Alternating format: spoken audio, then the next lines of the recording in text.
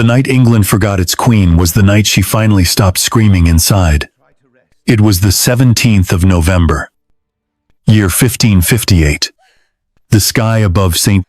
James's Palace was still black, the kind of heavy, unfeeling dark that blanketed over London's rotting breath like a funeral cloth. Inside a narrow chamber, a woman was dying, and no one noticed. Not at first. The fire had long gone out. Her skin was yellow, her belly distended, and her lips cracked open in a prayer only God could hear. But he was silent, and so was the court. She had once been Mary Tudor, Queen of England, first true daughter of Henry VIII, defender of the old faith, crowned in crimson velvet, burning with purpose. Now she was just a whisper in the walls, a ghost who hadn't yet died. When she finally did, no one cried, no one screamed, no last trumpet. The servants who had once bowed to her crown now only bowed their heads to check for a pulse. And then they left. All of them. But this story does not begin with death. It begins 3 months earlier. In August of that same year, when Mary, already 42 and half-blind, sat in her chamber at Richmond Palace, her stomach swollen so grotesquely that her ladies whispered in corners the Queen must be pregnant. A miracle at last. But Mary knew better. She had felt this before. Twice she had bled, wept, prayed, fasted, and convinced herself that God would grant her an heir to save Catholic England. Twice she had named cribs and ordered baby clothes sewn with golden thread, only to wake up one morning and find the only thing kicking inside her was hollow. This time it was worse. Her skin had turned the color of old parchment. Her voice cracked like burned paper. Dr. Thomas Huick, one of her last loyal physicians, pressed his fingers against her abdomen and quietly wrote in his private journal, "Her Majesty suffers from her old disease." But worse than ever before, her old disease, that was what they called it. The nameless, crawling rot that had lived inside her since she was a teenager. It had many names in the centuries to come: endometriosis, prolactinoma, ovarian cancer. But to Mary, it was just suffering, not metaphorical, not spiritual, but brutal, physical torment. Every month since she was 14, she had bled until she collapsed, vomited from pain, drifted in and out of fever dreams. Her doctors had bled her from her feet, pulled her teeth, burned herbs in her sheets, and extracted her hope through her skin. When none of that worked, they called it divine punishment. But God never told her what she was being punished for. And as her body decayed, so did the country. England in the autumn of 1558 was a graveyard wearing a crown. The flu epidemic had killed 8,000 in London alone. Harvests had failed 3 years running. People starved in the alleys while nobles whispered about Elizabeth. Elizabeth, her Protestant half-sister, daughter of Anne Boleyn, the woman Mary had never once named without choking on her tongue. Everyone knew she would be queen soon. Even the servants had begun defecting. They left under false pretenses. "My mother is sick. I must visit a cousin," and never returned. Some didn't even leave. They simply vanished. Mary's household shrank from 400 to less than 50 in mere weeks. Even her closest lady-in-waiting, Susan Clarencius, walked out the palace doors on the 25th of October and never looked back. But Mary wasn't just abandoned by courtiers. She was abandoned by the only man she ever loved, Philip of Spain.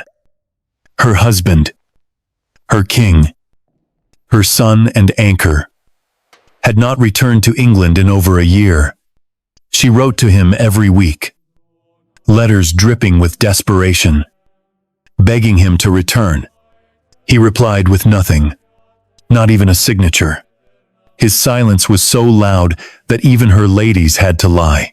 "He is coming soon, Your Majesté," they said, while secretly reading the Spanish ambassador's reports that Philip had referred to Mary in the past tense, while she was still alive. And yet, she lived, every hour of it, every minute of horror inside her own skin. By October, Mary was completely blind. Her skin had jaundiced, her belly filled with fluid until she could barely breathe. Her liver was failing. Her kidneys had stopped. Her body could no longer process toxins. And her mind unraveled. She called for people long dead, her mother, Catherine of Aragon, who had died 22 years earlier, her old governess, her husband, her unborn child. She whispered of children dancing in the corners of her chamber, described their clothing, their songs, their laughter. Some called them hallucinations. Others called them angels. Either way, they were not real. By the 13th of November, she could no longer see, speak clearly, or move on her own. Her breath came shallow, then paused, then returned in painful gasps. When Father Feckenham arrived to deliver last rites, he found her trembling from the touch of holy oil. Her skin was so hypersensitive that the anointing felt like flame. She didn't flinch. She didn't scream. She didn't beg for mercy. She just gripped Jane Dormer's hand and held on, but in her final hour, between 4 and 5 a.m., on the 17th of November, in the moment, the priest lifted the consecrated host into the candlelit air. Mary spoke, loud, clear, as if life itself returned for one last breath. "Lamb of God, who takest away the sins of the world," she said. Her eyes, blind for weeks, opened and fixed themselves on the host. She smiled. For the first time in weeks, she smiled. And then, quietly, simply, she stopped. No final cry. No dramatic farewell. No one even realized she had died. They thought she was asleep. It wasn't until the doctor checked her pulse that they understood the Queen was gone. Mary Tudor, Queen of England, was dead. And the world barely noticed. Within minutes, a man named Throckmorton entered the room, ignored her body, and yanked the coronation ring from her hand. He was on a horse before dawn, riding like the devil toward Elizabeth. The Queen had not even cooled, and already history was running from her name. The palace walls knew long before she did. They had heard the footsteps of the hopeful midwives, the rustle of swaddling cloth prepared too early, the way prayers clung to the corners of every corridor like smoke after a fire.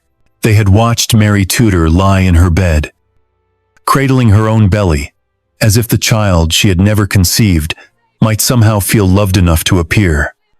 In the spring of the year, 1554, and then again, in the winter of 1557, the kingdom held its breath as the Queen, England's Catholic hope, declared herself pregnant.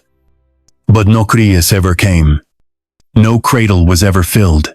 And after each phantom pregnancy, the silence in the royal bedchamber grew heavier, more unbearable, and more humiliating than before.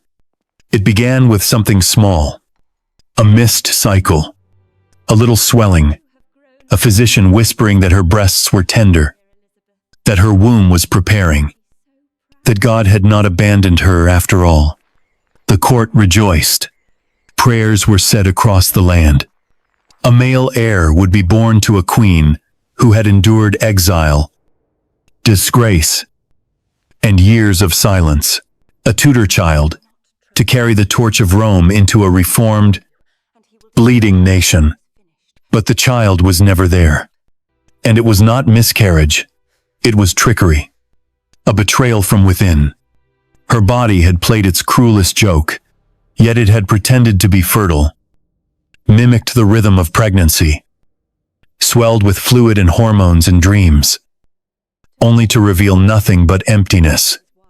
Modern doctors would one day give it a name: prolactinoma, a tumor on the pituitary gland. Small as a pea but mighty in its havoc, it would send floods of hormones across her system, fooling her brain, her breasts, her womb into thinking life had been conceived, and yet nothing grew but grief. Even the sensations of a baby kicking had been part of the illusion. And Mary, who had already known exile and spiritual despair, now tasted a new, more intimate agony, the betrayal of her own biology. For in Tudor England, a queen's power was not written in ink or etched in coin. It was born from the body, and hers had become a theater of false hope. The doctors would not understand what they were seeing. They bled her from her heels. They pulled her teeth, blaming abscesses for her headaches. They applied purgatives so harsh that she would lie in her sheets for hours, dehydrated and shaking. Some advised her to stop sleeping on her back. Others to eat salted figs and chant Latin verses over her pulse. The more they treated, the more she faded. Her voice deepened. Her eyes darkened. Her temper failed. Her sleep shattered. But still, she returned to that same bed. Again and again. With her hands on her belly and a prayer on her lips, begging the invisible child within to stay just a little longer, only to wake one morning and know it had never been there at all. And all the while, the kingdom watched. They whispered in the gardens, in the kitchens, in the corners of council chambers. They speculated about the queen's swelling. They prepared gifts for a child that would never take breath. They laughed behind closed doors and spoke solemnly in public. And when the lie unraveled, as it always did, they nodded in grim silence and quietly, invisibly, shifted their loyalty toward the woman waiting in the wings, Elizabeth, the younger sister, the Protestant shadow. Mary tried to maintain her dignity. She moved slowly through the palace, veiled in black lace, her rosary clutched tightly in her hand, lips murmuring Latin pleas. She insisted on silence during her masses, on strict adherence to ancient rites, as if ceremony alone could restore what the flesh had refused. But in private, her servants found her seated at her dressing table long after midnight, staring into the mirror, as if hoping to recognize herself again. Some nights, she called for her mother. Other nights, she refused to speak at all. The swelling in her belly would recede, and the palace would go still. No baby, no blood, no announcement, just silence. The humiliation was not hers alone. In Spain, Philip grew more distant with every false hope. He had come to England not for love, but for alliance. The promise of a child had made her valuable. Without it, she was little more than an aging queen clinging to the rituals of Rome. His letters became fewer. His visits ceased, and Mary, once fierce and defiant, wrote to him in tones of heartbreaking desperation, letters filled with affection, longing, the soft pleadings of a woman who still believed she could be loved, if only she could make herself useful again. But usefulness had abandoned her. Her body was no longer a vessel of promise, but a tomb of lost chances. The bed that had been prepared for new life had become an altar of slow death. Her abdomen no longer swelled with hope, but with fluid. Her blood no longer served creation, but carried disease. And her prayers no longer reached heaven. Or so it seemed. What good was piety, if it could not yield fruit? What comfort could be found in saints and sacraments when her own womb had turned against her? And yet, through it all, Mary endured. She dressed each morning with what strength she had.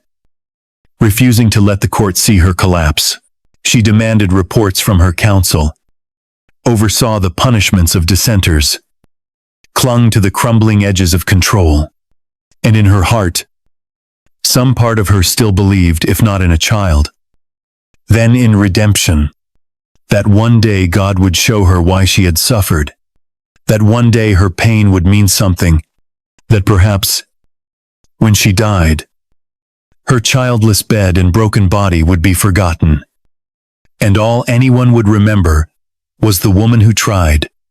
But history would not be kind. They would call her Bloody Mary. They would speak of fires and martyrs, and never once mention the bed she waited in night after night, whispering lullabies to a womb that answered only with silence. By the time October arrived in the year 1558, the palace no longer felt like a court. It felt like a tomb. The great halls that once echoed with music and the rustle of courtly gowns had fallen into silence, save for the hushed steps of the few who remained. Where there had once been 400 members in her household, only a scattered handful still walked the dim corridors of St. Wing, James's palace, attending to a queen who could no longer rise from bed, no longer see, and barely speak above a whisper. The royal kitchens, once bustling with movement and spice, now sent up meals that went untouched.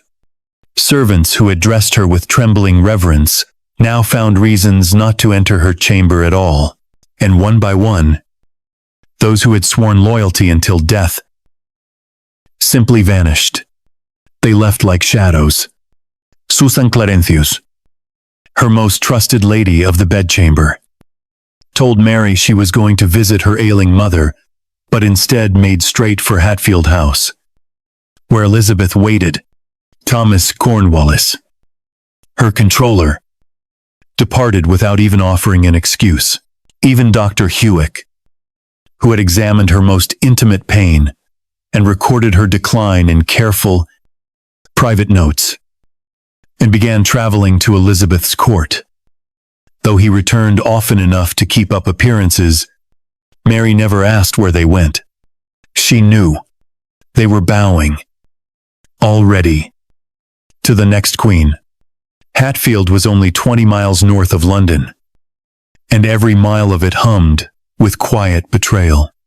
Elizabeth Tudor did not need to conspire. She simply waited. She waited in silence, while Mary's court began to rot from within. Courtiers who had once praised the Catholic queen now sent word to the Protestant heir in secret, offering their services, their titles, their loyalty, in whispers behind closed doors. They arrived under cover of night. They bowed not out of love, but out of calculation. Mary was dying. Elizabeth was not. The game was over, and rats, as always, knew when to flee a sinking ship. But Mary was still alive. She lay in her chamber beneath layers of wool and velvet, her body swollen with fluid, her skin jaundiced, her breathing labored. She could no longer read, for she was blind. She could no longer hold a pen, for her fingers trembled with fever. But she could still listen, and she could still ask. "When will the king return?" she whispered. Day after day. Her lips chapped, her eyes clouded. "When will my husband come back to me?"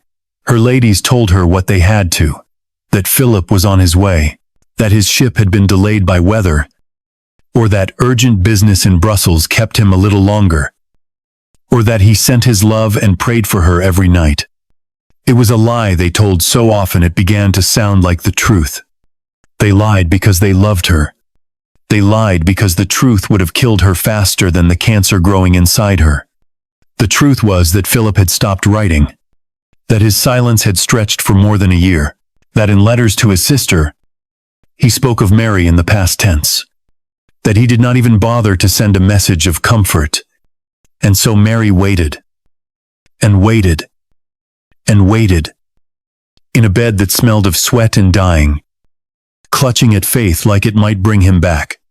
She waited while her blood slowed, while her skin turned waxen, while her mind slipped into strange visions. She saw people who had been dead for decades. Her mother, Catherine of Aragon, her old governess, Margaret Pole, whose execution she had never forgiven. She whispered their names like prayers, as if they had come to take her home. But most of all, she called for Philip, over and over again. Not in anger, not even in despair, but with the fragile, childlike hope of someone who still believed love could overcome abandonment. Her ladies wept outside her door. None of them could tell her the truth, that he had already moved on. The Spanish ambassador arrived on the 9th of November and found the palace nearly deserted. In his letter to Philip, he wrote with quiet horror, "Her Majesty is attended only by her most intimate servants. The rest have fled like thieves in the night." And it was true. Those who remained did so out of love, or guilt, or fear of what it meant to walk away from someone who had given them everything. Jane Dormer stayed. Father Feckenham remained at her side. Dr. Hewitt continued his visits, but even they could feel it, the shift in the air, the thinning of loyalty, the slow unraveling of power. And Mary, in her darkness, must have felt it too, for even when her voice failed her, even when her limbs no longer obeyed, she still reached out, searching for hands that had long since withdrawn. Her most lucid moments came not with clarity, but with questions. "Is he coming?" she would ask. "Has he written, 'Will I see him before I die?' And always the same lie, repeated with trembling mouths and heavy hearts. "Yes, your Majesty. Very soon." But no one came. Not Philip, not the servants who once praised her, not the nobles who toasted her health. The room grew smaller. The shadows stretched longer. The walls no longer echoed with mass, but with the sound of her ragged breathing. And still she waited. A dying queen in a half-empty palace, being quietly erased by history before she had even drawn her last breath. They called her Bloody Mary.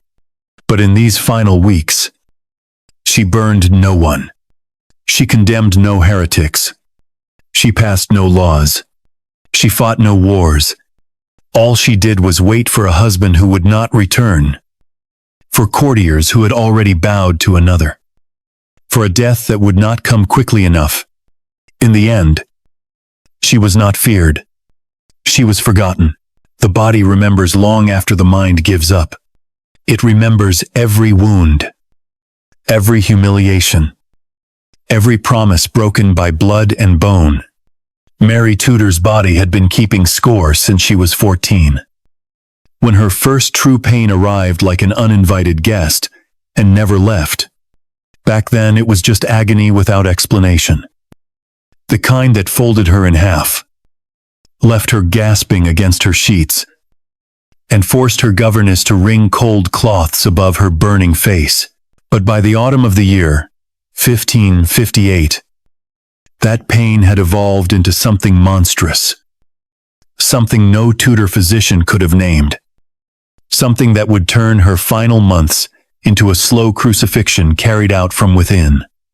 It began, quietly, with swelling, a tightening beneath her ribs, a heaviness she knew too well. At first she told herself, this could not be the same phantom that had fooled her twice before. She pressed her hands against her belly and felt again the cruel mimicry of motion inside. The flutter that felt like life but belonged to death. It was not a child. Though in her darkest prayers she wished it were. It was a tumor, pressing against the soft edges of her organs, growing with the steady, merciless patience of something that had been building inside her for years. Modern medicine would eventually give it a name, ovarian cancer with metastasis to the liver. But Mary lived in a world that did not understand even the simplest disease.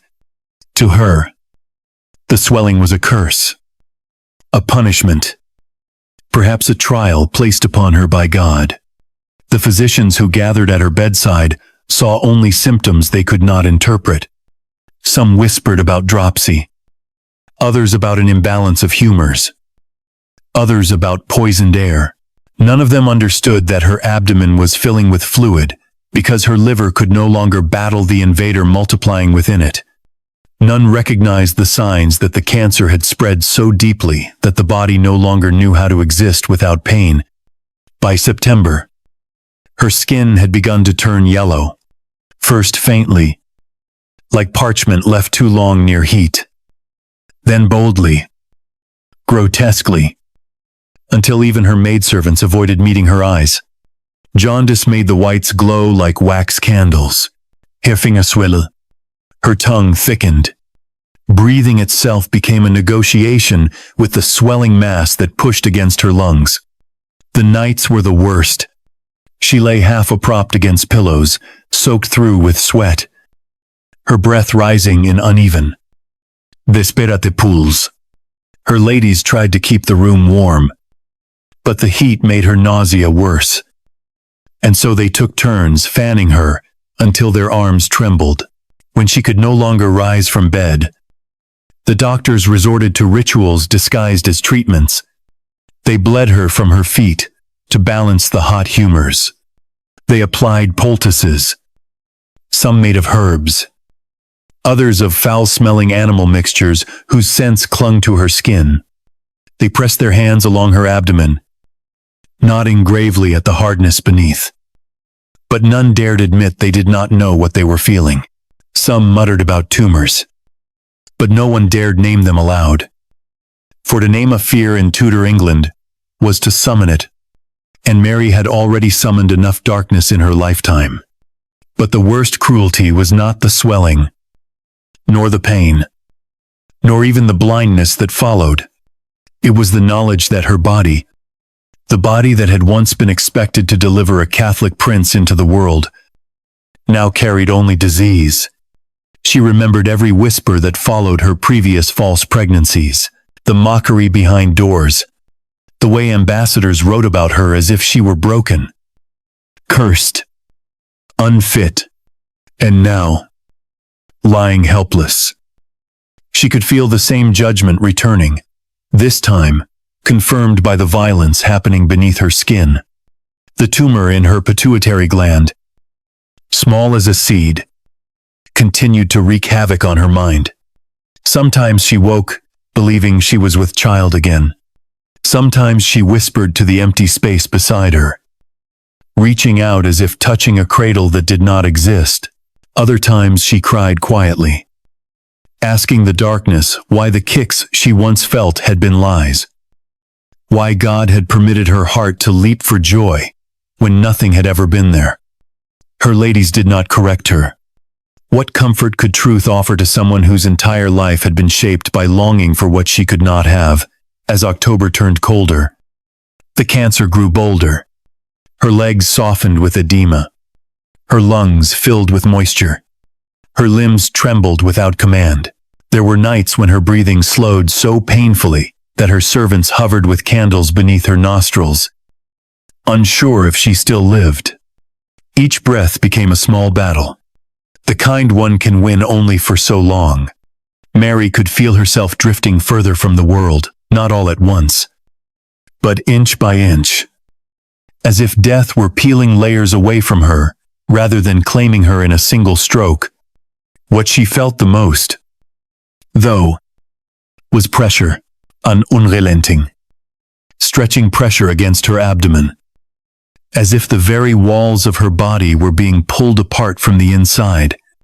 There were moments when she gasped, not from fear, but from the sheer shock of how much a human body could endure without breaking. And always, beneath the pain, lay the quiet dread that this was happening not to a queen, but to a woman who had already lost everything she ever wanted. Her blindness came soon after, the tumor pressing upward, choking the nerves behind her eyes. The world dimmed, then vanished, until all she saw was the flickering shape of candlelight on the inside of her eyelids. Her last sighted memory was of the crucifix on the wall near her bed, a Christ who had once seemed merciful, now blurred to shadow.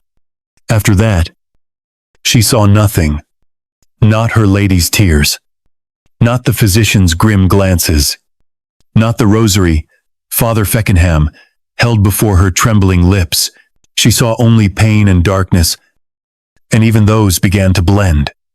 And yet, in her final weeks, she still clutched at hope. Not hope of recovery, not hope of a child, but hope that this agony might still mean something. Hope that she would not disappear unremembered into the cold. Hope that God had not turned his face fully from her, but the cancer had already decided her fate. Long before she understood the shape of it, long before the swelling began, long before her ladies whispered, long before Philip forgot her, it had been waiting inside her for years, patient and merciless. And now, at last, it was taking everything. By the 15th of November, in the year 1558, the fire in Mary Tudor's body had burned nearly everything away. Her skin, once pale and soft, had become a translucent parchment stretched over bone and swelling. The whites of her eyes had yellowed. Her breath came shallow and irregular, as though each inhale was a question and each exhale a prayer. She could no longer lift her hands to cross herself. She could not drink. Her lips were cracked and bleeding, but she licked them out of habit between half-formed words. She knew she was dying. She did not ask any more when her husband would return. She had stopped waiting for that lie. But Mary was still the Queen of England, and a queen must die with dignity, even if the kingdom had already moved on.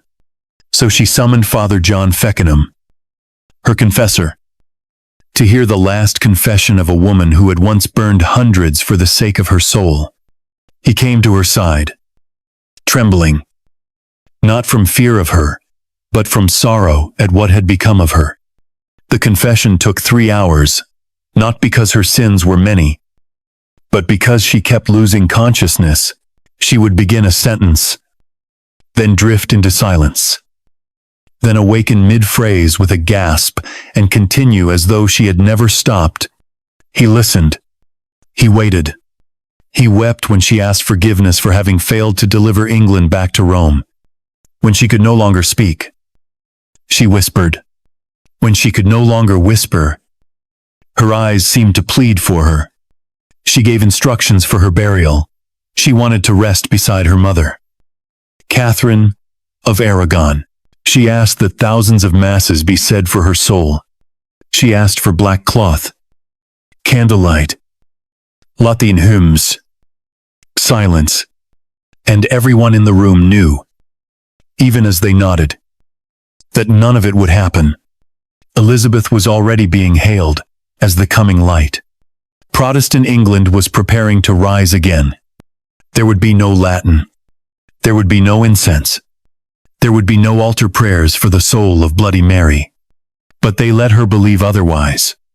That was the last kindness they could offer. On the evening of the 16th of November, she received extreme unction, the final sacrament, the last grace offered to the dying.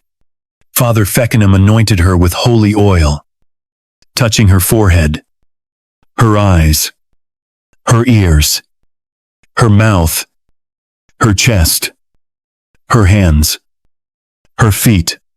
Each contact sent spasms of pain through her hypersensitive skin, but she did not cry out. She clenched her jaw and endured it. The candles flickered across the walls of the room, casting their glow onto the drawn faces of the few who remained. Jane Dormer, silent and pale. Dr. Five, Hewick, scribbling notes with trembling fingers, a handful of women, her last faithful attendants, kneeling in prayer, their eyes swollen with fatigue. The priest spoke the words of the departing soul, prophesicere, Anima Christiana, de hoc mundo, go forth. Christian soul, from this world. Mary's lips moved. No sound came out. She tried again, still nothing. But her eyes, sightless for weeks, shifted upward, as if she were searching for something invisible to the rest. And so they sat with her. The hours passed slowly. The room was silent, except for the rasp of her breath and the crackle of wax melting down thick altar candles. Jane Dormer held Mary's hand through the night. Sometimes the Queen would squeeze it with surprising strength, and Jane's heart would leap only for the hand to go limp again. Her breathing slowed, then stopped, then returned. They did not know when it would happen. No one ever does. And yet, something did happen.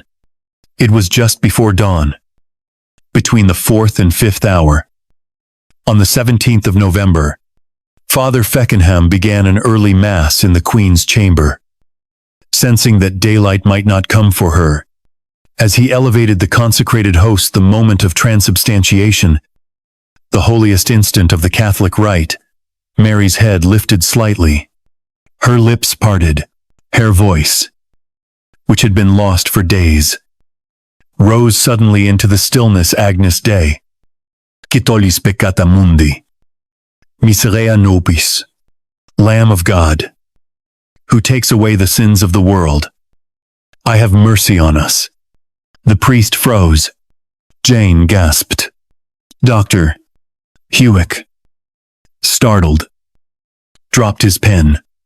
Everyone in the room turned toward her.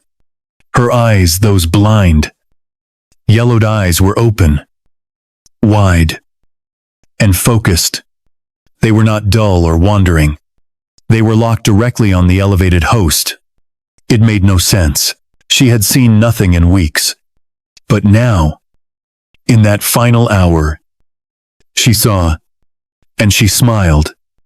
It was a small smile, faint and tired, but filled with something no one had seen in her for months.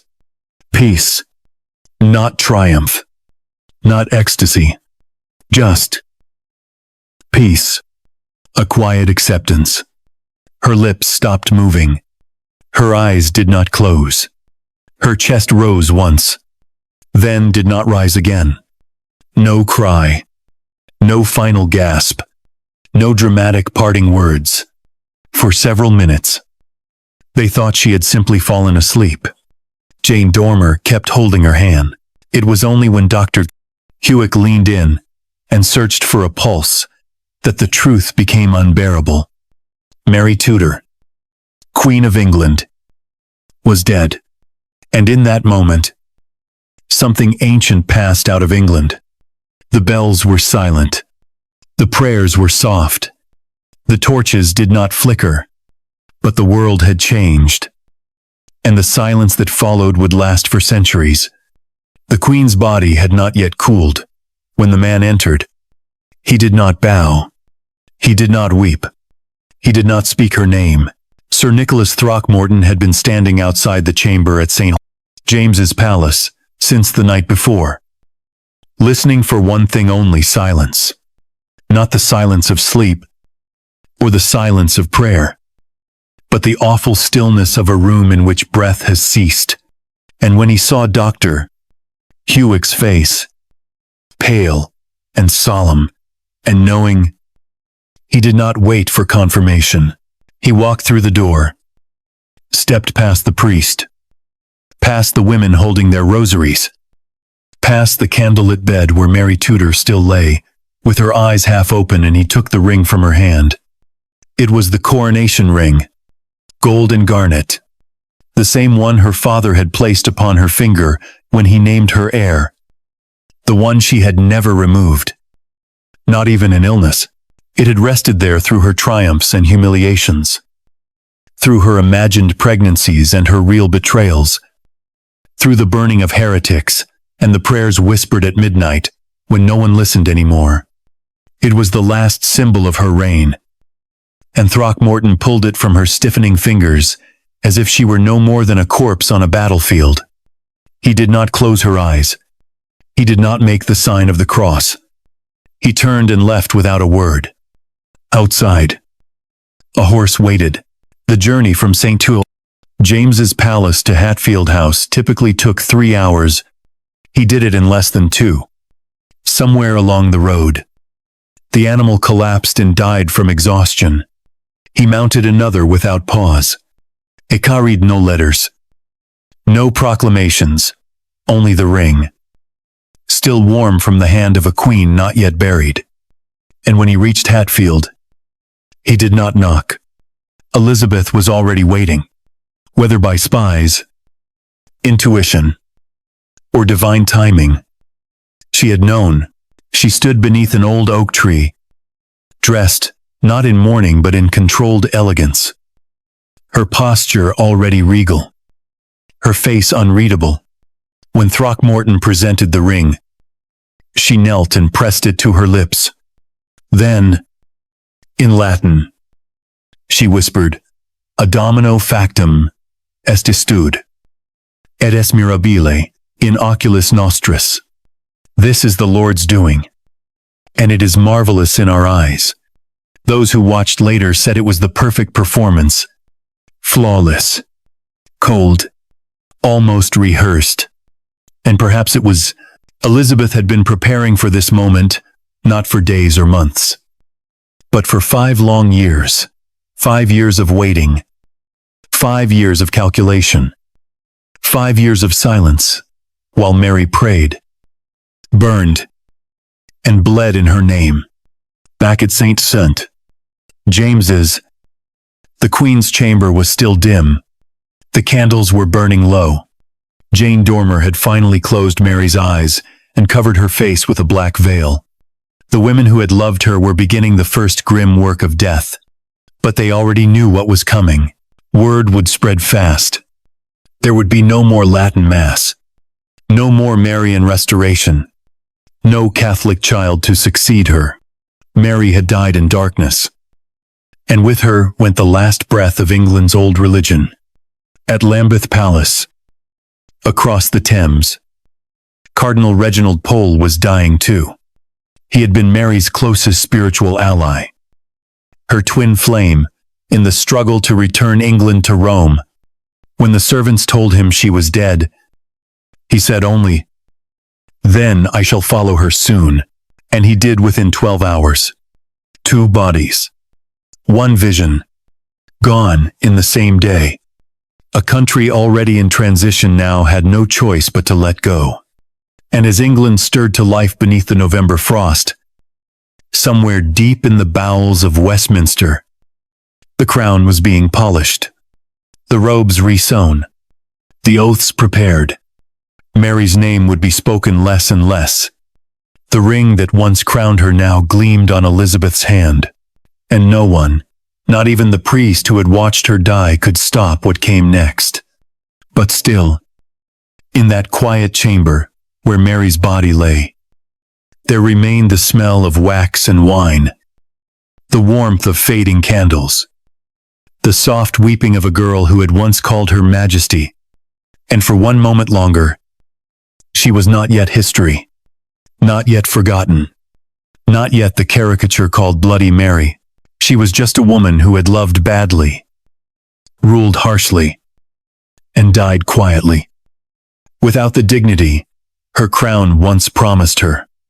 The Queen had not been dead more than a few hours when they began to cut. It was not cruelty. It was custom.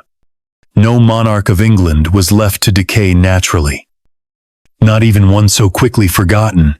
Her ladies, those few who had stayed through the final days, began the process gently.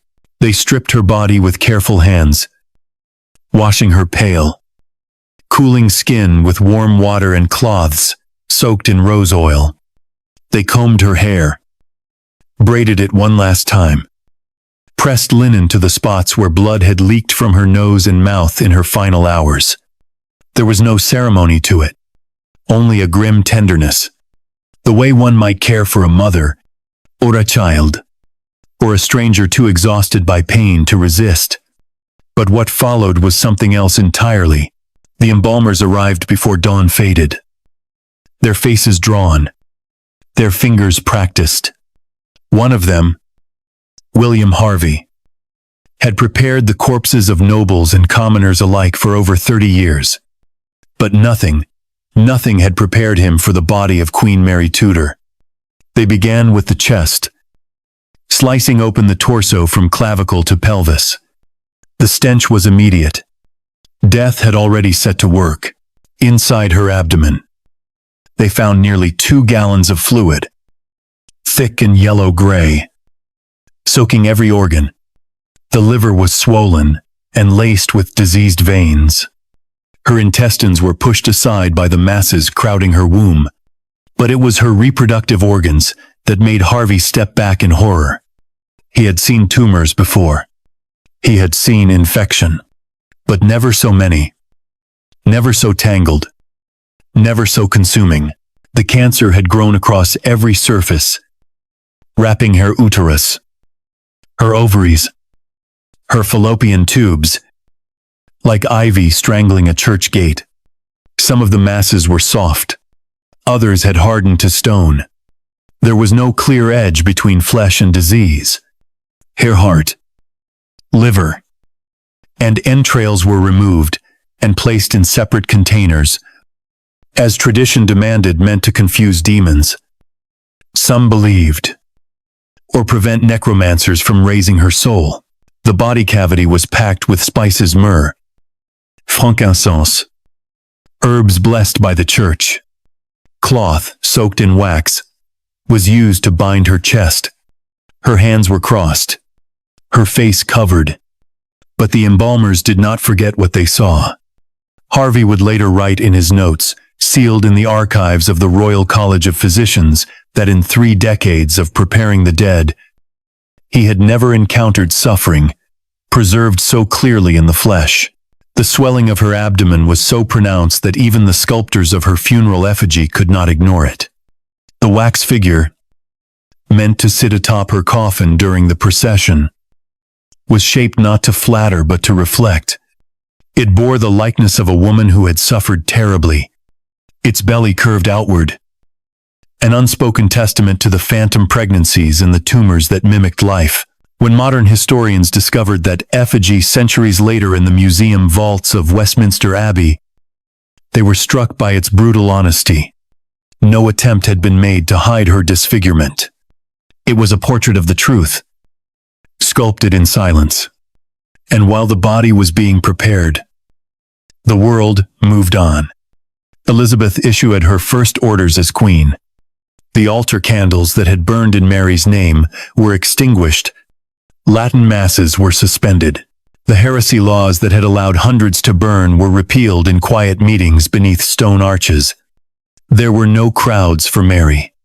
No national mourning. Only the slow, the methodical erasure of a reign many wished had never happened. But her body remained. She would lie in state for nearly a month inside St. James's Palace, enclosed in a lead coffin beneath heavy black cloth. The chapel was draped in mourning.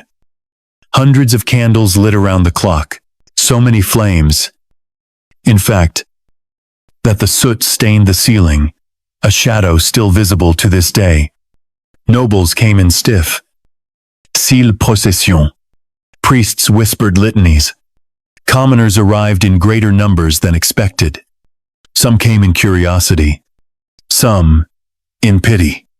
A few, perhaps, in sorrow. For whatever she had become, she had still been their queen, and some remembered the child. She had once been the girl forced to watch her mother be cast aside, the princess declared illegitimate, the daughter who had been passed from manor to manor like a burden, who had survived exile and humiliation just to wear the crown. She had worn it for only 5 years. The embalmer's work was thorough. The scent of rosemary masked the worst of the decay. The waxed linens sealed the body in layers, But no amount of perfume or prayer could cleanse what her flesh had recorded. The cancer had written itself into her organs like prophecy, and her silence in death carried more weight than all her proclamations in life. Even as her corpse rested in the cathedral stillness of the palace chapel, her story was already being reshaped, molded like the wax of her effigy. The woman was gone. In her place, a myth was taking root. A monster. A martyr. A mistake. It depended on who told the tale. The embalmers had done their work, but no one could stop what history would do next. On the morning of the 13th of December in the year 1558, London awoke to a sound it had not heard in years. Every church bell, from the smallest parish tower to the great clanging heart of Westminster, rang in slow unison. Their echoes collided across the frost-glazed rooftops, calling the city not to prayer, but to watch. After nearly a month of lying in state at St. James's Palace, Mary Tudor, Queen of England, was going to her grave. The air was damp and heavy with ash. Black mourning cloth had been draped across the chapel walls. Hundreds of candles had burned day and night for almost 30 days, their soot climbing upward, staining the ceiling in long dark streaks that would never quite come clean. Beneath the wax and the whispering priests stood the coffin lead-lined, wrapped in purple velvet, topped with a life-sized effigy of the Queen molded in wax and painted with the colors of flesh and blood. That effigy, cold-eyed and swollen at the belly, wore a golden crown and held a scepter and orb. It looked out over the chamber with a glassy stare, bearing witness to the death that had already begun before the body had Outside, the funeral procession gathered in silence. Over 1,000 participants, each assigned a place. At the very front walked 100 poor men in black gowns, each carrying a torch. They had been paid to pray for Mary's soul. Though the new Queen's government already frowned upon such Catholic displays, their flames flickered dimly in the December gloom, casting long shadows across the cobblestones. Behind them came the heralds, bearing the broken symbols of Mary's power. Her coat of arms, her helmet, her sword, her shield, one by one. These relics of sovereignty would be thrown into her grave at the end of the ceremony. A ritual meant to declare her reign not only over, but extinguished. And then came the coffin itself, drawn on a chariot pulled by 4 black horses. The painted effigy stared up at the sky. The crowd that lined the streets did not cheer. They did not sing. They stood in a kind of hushed, conflicted quiet. Some crossed themselves. Some bowed. A few, according to one chronicler, wept quietly, and somewhere in the crowd, a voice whispered, "The witch is dead." It was silenced almost immediately by nearby guards, but the words hung in the air, unspoken by others, but not unthought. Behind the coffin walked Mary's chief mourner, Margaret Douglas, Countess of Lennox, her beloved cousin, and perhaps the only person who had loved her without calculation. She walked with her head bowed, a veil covering her face, a single black glove in her hand. The other mourners, nobles, bishops, foreign dignitaries followed behind in perfect order, their robes heavy, their eyes unreadable. Most were performing a duty, a ritual, a political necessity. They were not mourning a woman. They were marking the end of a regime. The streets were packed, not out of affection, but out of history. This was not a procession of love, but of endings. England had already turned its face toward Elizabeth. It had already begun to forget Mary. And yet her funeral unfolded with all the old rites. The Latin chants, the scent of incense, the dark velvet, Elizabeth had permitted one final Catholic Mass. One last pageant of the faith her sister had tried and failed to restore. It was a gesture, brilliant and calculated, a bow to the past, even as her feet moved steadily into the future. Inside Westminster Abbey, the black cloths hung from every surface. The smell of incense thickened the air. Clinging to skin and hair and memory, Bishop John White of Winchester gave the funeral sermon. His voice, solemn and careful, walked a narrow path. He could not praise her too openly. Elizabeth was listening, but he did not condemn her either. Instead, he said something remarkable. He named her not only queen, but king. She was a king's daughter. She was a king's sister. She was a king's wife. She was a queen. And by the same title, a king also. In those words, he tried to restore her dignity, to remind the world that she had ruled in her own right, that whatever had followed her reign, she had once held the crown, not as a wife or a mother, but as a sovereign. In the gallery above, Elizabeth nodded. It was, perhaps, the last gift she would allow her sister. The coffin was carried to the north aisle of the Lady Chapel in Westminster. Beneath the soaring ribs of Henry VII's vault, it was not where Mary had wished to be buried. She had asked to lie with her mother, Catherine of Aragon, in Peterborough. But her wishes had already begun to dissolve. She would be placed here, alone. No tomb, no monument, no inscription. As the coffin was lowered, the officers of her household stepped forward. In perfect rhythm, each man snapped his white staff of office and threw the pieces into the grave. It was a ritual older than memory, an acknowledgement that their service had ended, that they would no longer serve a dead queen. The snapping echoed through the stone like bones breaking. And then, silence. But history was not finished with her. 45 years later, when Elizabeth herself died in the year 1603, her successor, King James I, ordered that her coffin be placed not beside her sister's wine, but on top of it. A magnificent white marble monument was raised above them. But only Elizabeth's name was carved into the stone. Mary's body lay beneath, entombed with no mention, no marker, no epitaph, forgotten in death, as many had wished she had been in life. It was not until the 18th century that someone added a quiet Latin inscription beneath the grand sculpture, just a single line. Partners in throne and grave, here we sleep. Elizabeth and Mary, in sisters in hope of resurrection.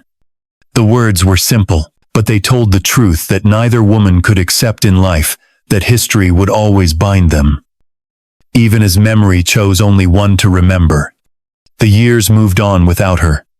They moved with speed and purpose, as if England itself were in a hurry to forget that Mary Tudor had ever reigned, had ever blue, had ever zuffer. With Elizabeth on the throne, the nation shifted its weight onto Protestant ground, tore down the altars, rewrote the sermons, painted over the scars, and left Mary's name hanging in the air like smoke from a long-dead fire. In the books written afterward, she became Bloody Mary, the woman who burned the innocent, the queen whose womb had betrayed her, the cautionary tale behind 1,000 sermons. Her reign was not studied, it was shunned. Her body was not honored, it was hidden, and yet she remained.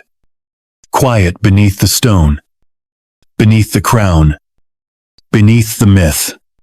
It was not until the year 1676, more than 100 years after her death, that someone disturbed her grave again. Workers renovating the floor of the Lady Chapel at Westminster Abbey broke through the stones and discovered what they had not expected: 2 coffins. one atop the other. The top one was long and broad, painted with the royal insignia of Elizabeth Tudor, but beneath it, smaller and plain, was the lead casket of Mary. They had been placed there by order of King James I, a man who perhaps believed that in death, time might reconcile what power never could. But when the workers opened the vault, they noticed something else. Mary's coffin was markedly smaller. It matched what was known of her in life, barely 5 feet tall. Slender, bowed by pain. She had been delicate. Elizabeth had been imposing, even in death. The younger sister rested above her, her weight pressing down for eternity. And Mary did not protest. The monument above them bore only Elizabeth's name, Her Ifigu, her crown, her scepter. Tourists for centuries would come to marvel at Gloriana, the Virgin Queen, the savior of England's soul. And they would stand unknowingly over Mary's bones. The Catholic Queen, the unloved Queen, the erased Queen. Only in the 18th century did someone add a small Latin line beneath the marble. It did not say daughter of Henry. It did not say Queen of England. It said simply that Mary also rested there. No deities, no deeds. Just a name buried under stone and shadow. But Mary left other ghosts behind, some that could not be buried. Her funeral effigy, long sealed in the vaults of the Abbey Museum, remains preserved to this day. The belly is unmistakably swollen. The artists did not flatter her.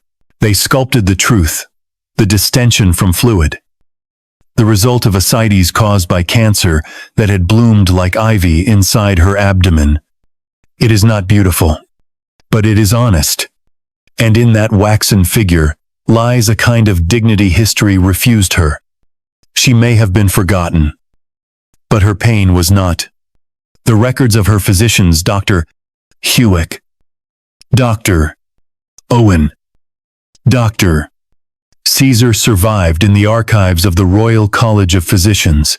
They described in chilling detail the yellowing of her skin, the blindness, the fevers that rose and fell like tides, the absence of urine despite the swelling, the hallucinations, the slow and total collapse of every system in her body. Modern oncologists, centurilateurs, would piece together the truth: metastatic ovarian cancer, complicated by endometriosis, made worse by a pituitary tumor that had hijacked her hormones and twisted her hopes into delusion. Her imagined pregnancies had not been madness, but biology. Her hallucinations not demons, but suffocation. Her screams not hysteria, but the cries of a dying woman denied all mercy. But the world had not wanted to understand. Elizabeth's chroniclers, tasked with building a legend, rewrote Mary into something simpler, easier, a fanatic, a tyrant, a warning. Her suffering was transformed into divine punishment. Her longing for children became ridicule. Her piety became obsession. The human woman, fragile and doomed, was stripped away. All that remained was a name soaked in blood. And yet one voice refused to let her vanish. Jane Dormer, the lady-in-waiting who had held her hand as she died, fled to Spain after Mary's death and wrote down what others would have erased. She recorded the visions, the smiles, the prayers, the final breath. She described the room lit only by candlelight, the failing hands, the way Mary gripped hers in silence. Her writings, long buried in foreign archives, preserved the last humanity of a queen the world had tried to make inhuman. Jane told the truth, that Mary died in agony. Yes, but also in grace. That her last words were not of power, but of peace. That she saw children in the dark and smiled. That she answered the priest's call one final time. blind and broken but full of certainty. That she did not rage. She simply stopped. What remains of Mary Tudor is quiet, a sealed coffin beneath her sister's triumph. A waxen figure with a swollen belly, a ring pulled from her hand while her skin was still warm. But there is also something else. A lesson not about religion or politics or fire, but about the cruelty of history and the silence of the dead. Mary died, believing she had failed. And in many ways, she did. But she also believed that God had forgiven her. And that we will never know. What we do know is this. On the 17th of November in the year 1558, in a candlelit chamber in St. James's Palace, a woman who had lived a life of pain died without fanfare. Her crown was gone, her name already fading. And yet, in that final moment, she saw the host, smiled, and exhaled. No drama, no thunder, just peace. She was no longer a queen, no longer a monster, no longer a daughter or a wife or a symbol. She was just Mary, and she had finally stopped suffering.